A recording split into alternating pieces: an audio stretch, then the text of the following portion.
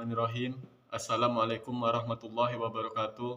Perkenalkan, nama saya Victor Alan Gumara, kelas SMC dengan NIM 10022000108. Di sini saya akan menerangkan kajian kritis Nizam al-Mulk pada zaman pemikiran ekonomi. Langsung saja ke biografi Nizam al-Mulk. Bahwasanya Nizam al-Mulk itu adalah ahli politik, pemimpin militer yang bijaksana, dan seorang filosof yang alim serta ilmu pengetahuannya sangat luas.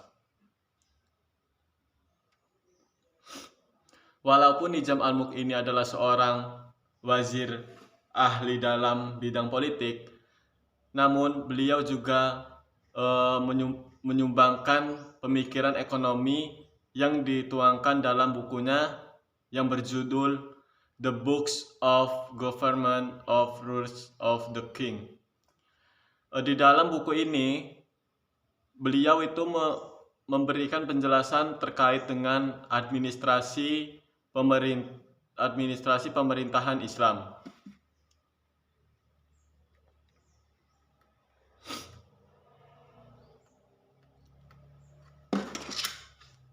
Nizam al-Mulk juga itu beliau tinggal di kota kecil yaitu Radan atau Nukon yang terletak di pedalaman Tus, sekitar 50 mil ke utara Mashhad di Persia. Beliau itu merupakan anggota keluarga pemilik kelas menengah. Ayahnya itu seorang pegawai pemerintahan Ghaznawi.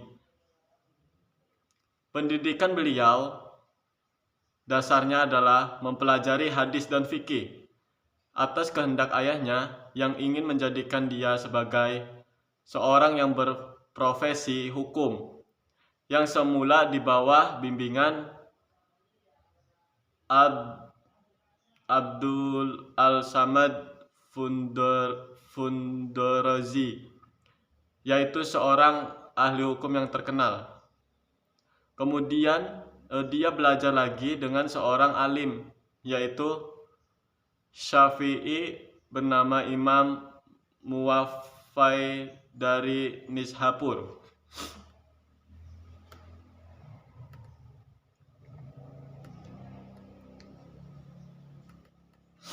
Selain itu, Nizam al-Mulk juga ini mendirikan madrasah di Madrasah Nizamiyah, yang menurut sebagian besar ahli sejarah merupakan madrasah itu madrasah tertua dan pertama didirikan dalam perkembangan sejarah pendidikan Islam. Kemudian madrasah tersebut berkembang di dunia Islam, tepatnya di daerah Baghdad sekitar abad ke-10 sampai 12 Masehi. Beliau juga memotivasi pendidikan, agama, ekonomi, dan juga memotivasi politik. Menurut Samruddin Nuston, keberadaan Nizamiyah itu sebagai salah satu faktor yang menyebab Nizam al-Mulk berhasil mengangkat kembali Daulah Abbasiyah yang sudah berada di ambang pintu kehancuran. Tetapi Nizam al-Mulk tersebut sekarang telah menjadi ulama terkenal dan ternama seperti Imam Al-Haramain Al-Zuwaidi dan Imam Ghazali. Beliau wafat pada tahun 480 Hijriah atau 1902 Masehi.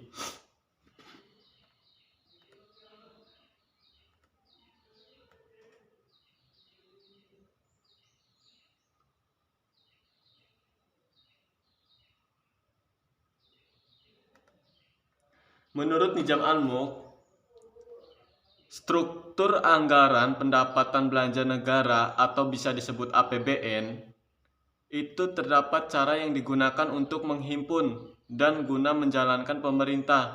Salah satunya yaitu melakukan bisnis, di mana pemerintah itu dapat melakukan bisnis sebagai pengusaha lainnya, misalnya dengan mendirikan badan usaha milik negara atau BUMN. Nizam al-Mulk ini memberikan panduan kepada penguasa kekhalifahan Islam agar khalifah melakukan rotasi terhadap para pegawai yang bekerja dalam pemerintah Islam. Hal ini dilakukan agar supaya para pegawai tersebut tidak berada dalam zona nyamannya dan dapat menghindari praktek-praktek yang merugikan pemerintah dan birokrasi pemerintah Islam.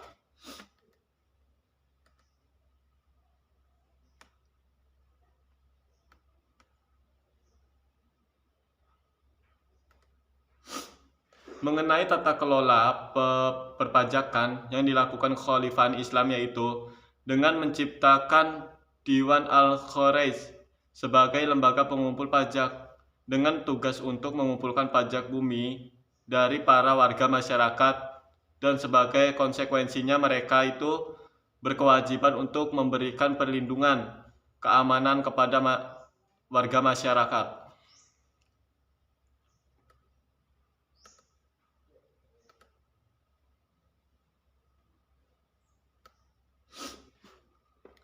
Lanjut lagi, Nizam al-Mulk. Nizam al-Mulk juga memusatkan perhatian pada ekonomi pasar, yang dimana ia menulis tentang muhtasib. Muhtasib yaitu sebutan bagi seorang yang bertugas sebagai pelaksana pada lembaga hisbah. Tugas utama lembaga ini adalah menyelesaikan kasus-kasus pelanggaran terhadap prinsip dasar amar ma'ruf nahi mungkar. Ma'ruf secara harfiah berarti sesuatu yang dikenal adalah setiap ucapannya, tindakan atau tekad yang dianggap baik. Pada prinsip al-muhtasib, yaitu program dan bersifat sukarela, serta dapat juga berbentuk lembaga yang ditunjuk oleh pemerintah. Ia tidak berwenang menjatuhkan sanksi, jadi hanya bersifat preventif. Sedangkan al-muhtasib, petugas pemerintah, berwenang menjatuhkan sanksi. Tanggung jawab yang diemban sangat berat, maka kualitas tinggi bagi mereka yang akan melaksanakan tugas sebagai muhtasib.